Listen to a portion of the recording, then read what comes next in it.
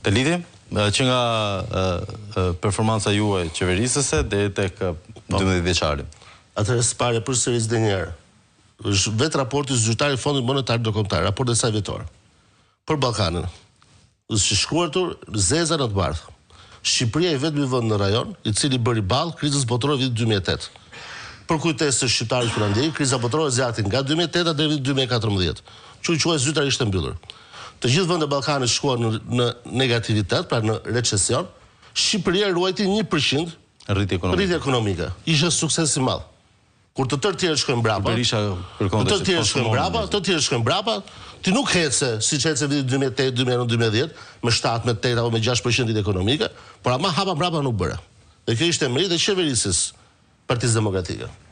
Për sa i përket raportit bilancit, bilanci tregtar nuk është 1,9 të vitit 2013, ka qenë 1,3,8. Dhe kjo është përsërisje zyrtare. Po, është vërtet sot është me 1,2,7, pra ka një përmirësim. Po problematika qëndron tu zotri, që ky përmirësim ty të ka ardhur fiktivisht për faktin e shqyrtimit të eurës. Bëjeni pak llogarit. Dhe shqiptarët i ftoj të bëjnë llogarit. Ke një euro që është 40% është vlerësuar sot. Ke një euro zotri sot, e cila kur vjen ai emigranti dhe i sjell prindit vet 100 euro, bëj llogarit, bëj mos qesh, po bëj llogarit. Lej qeshje, të zgërdhini. Se zgërdhini me varfërinë e shqiptarëve. Mos u zgërdhini me varfërinë e shqiptarëve.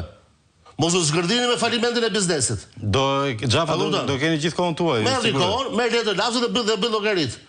Në vitin 2013 kur i sillte i punësuar në Itali, i sillte 100 euro prindërve këtu, ishin 140.000 lekë vjetra.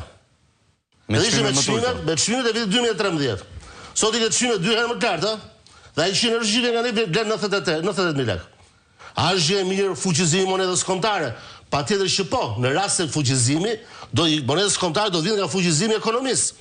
Po ekonomia shqiptare këto vite nuk është që ka performuar, më zotëri. Ka një rritje ekonomike për 3,7%, e cila mbahet në këmbë vetëm nga një sektor pothuajse, që është sektori i ndërtimit.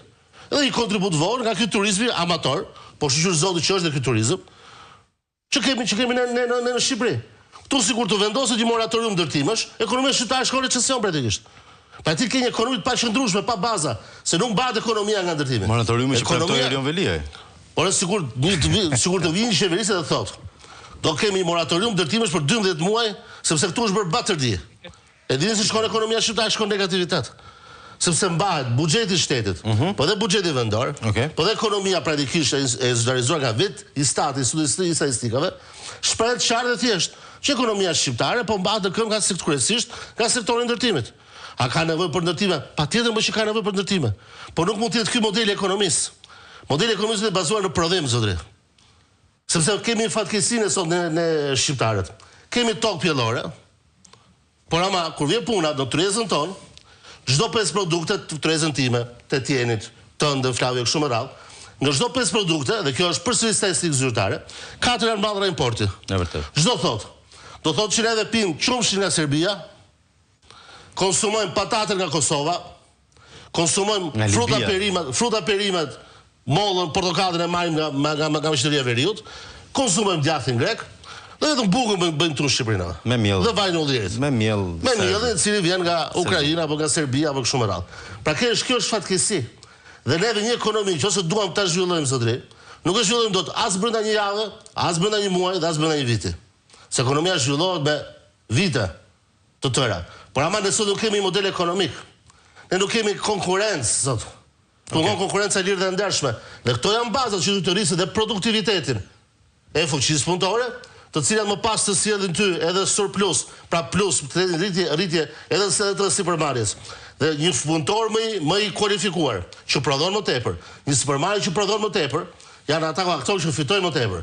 Dhe në fund fare kur fiton individi, pra familja, kur fiton dhe sipërmarrja, ka fituar edhe shteti, dhe shteti e mbush arkën e vet, dhe ka paranesë për të bërë politikat, adjustative që quhen, rregulluese, plotësuese, të atyre politikave që nuk i bën dot sektori privat.